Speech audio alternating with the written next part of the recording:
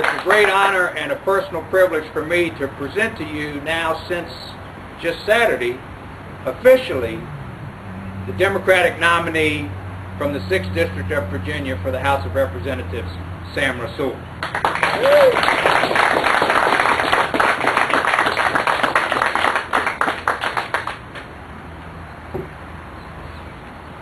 Good afternoon.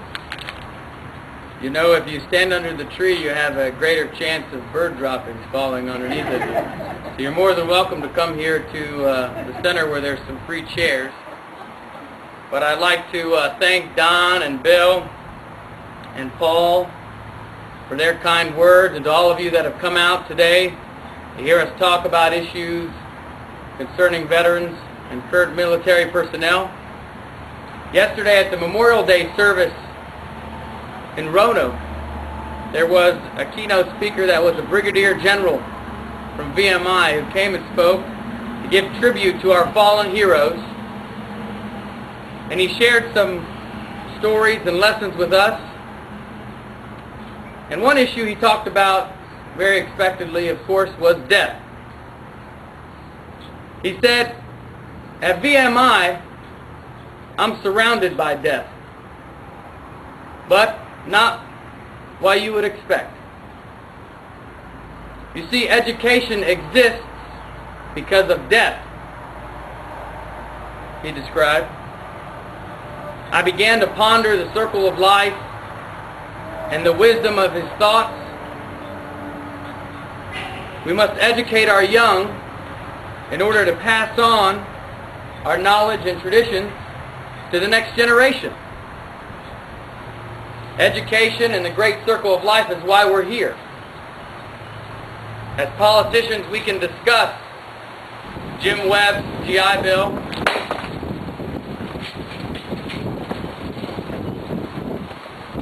I think somebody up there agrees. We can discuss the GI Bill or skills and vocational training for veterans, so that way they are prepared for a global marketplace. But as humans, as Americans, we must converse about the importance of education, because we must pass on the torch of wisdom to the next hand and feed our great circle of life. Now, this is a bit philosophical for a political speech, maybe, but maybe that's what we need. Imagine that. Politics that is visionary instead of cyclical. As we stand united today here in the greatest country of in the world, we remind ourselves that we have the freedom to talk about pondering the circle of life and education, and even what you're going to have for lunch after this. All of that was and is made possible by those that have sacrificed, not by those that are usually in the daily news. As your next congressman, I will not forget you. That is why I am proud to support Jim Webb's fight to keep our promises to our veterans. With the spiraling costs of higher education, there's a gap between what we promise to our veterans and soldiers and the actual cost, leaving our soldiers to foot the bill. Upon their return, more and more of our young veterans are not left with just physical ailments, but also emotional trauma. From ailments such as post-traumatic stress syndrome, not only is there a heavy burden on our military families, but sadly, we see a spike in suicides, leaving our soldiers without proper psychological care. Delays in medical compensation are caused by a bureaucratic mess, holding up claims 6 months or even more. Yet when it comes time to vote for a raise, the Congress is able to find the funds in a timely manner,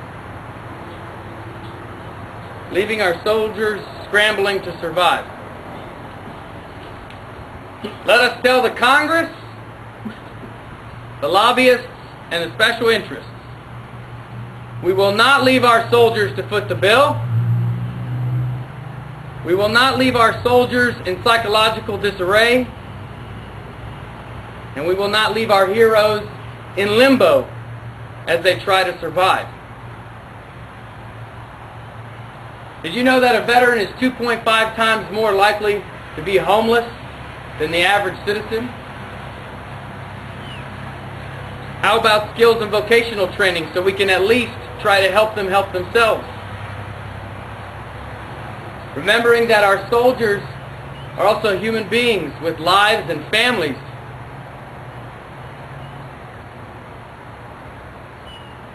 We should ensure that there's a balance between time served and time at home. And with 1 in 8 uninsured persons sure to be a veteran, we remember that the VA medical system does not cover all veterans.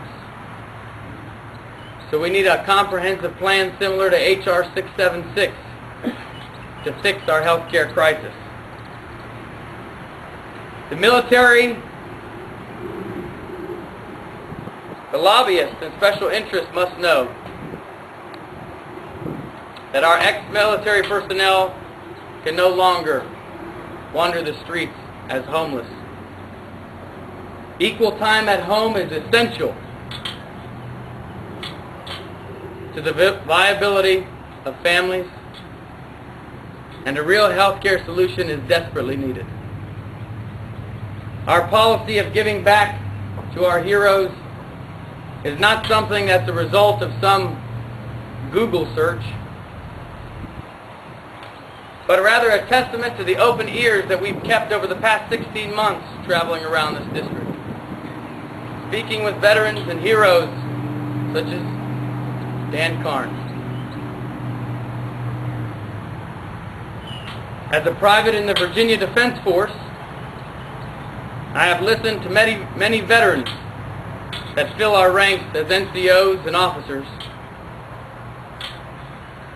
It is time for a new type of fight for veterans,